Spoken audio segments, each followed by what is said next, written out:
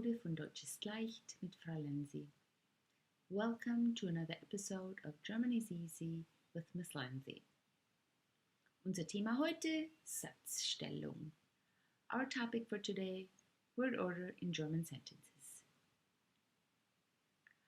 There are only few rules that you need to remember in a German sentence to make sure that you sound like a German. First rule is that the subject and the verb are linked together forever in love and they cannot be separated. So the subject and the verb need to always be together. Always. Never forget that. Now that you have the first rule, that the subject and the verb need to stay together, you need to remember as a second rule that our verb is always in second position. Look here, second position. Not necessarily the second word, we'll talk about that later, but second position. And in this case, we have the subject in first position, the verb in second position, and at the end, we have whatever else goes with the verb. Let's look at a few sample sentences here.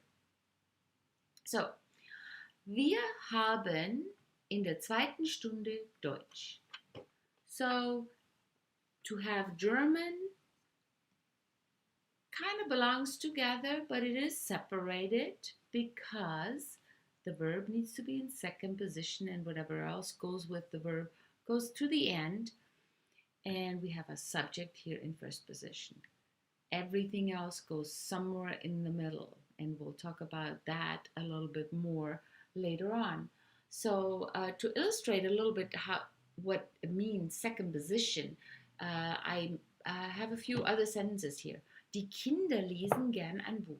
Okay, the kids, we have 1, 2 words here, yet the verb is second position. Okay, why?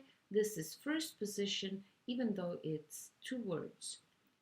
At the same time, Frau Holcomb und die Schüler, Mrs. Holcomb and her students, big first position, but many words, second position, singen.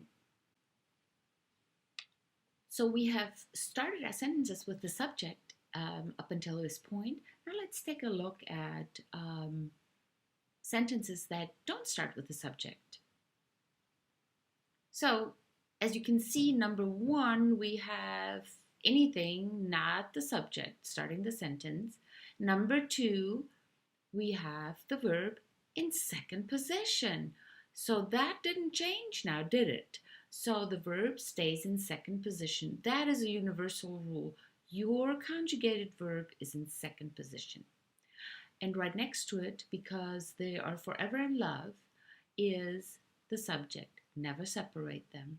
So the only thing that really has happened here is we switch these two around to allow for the verb to be in second position. Now let's look at a few examples.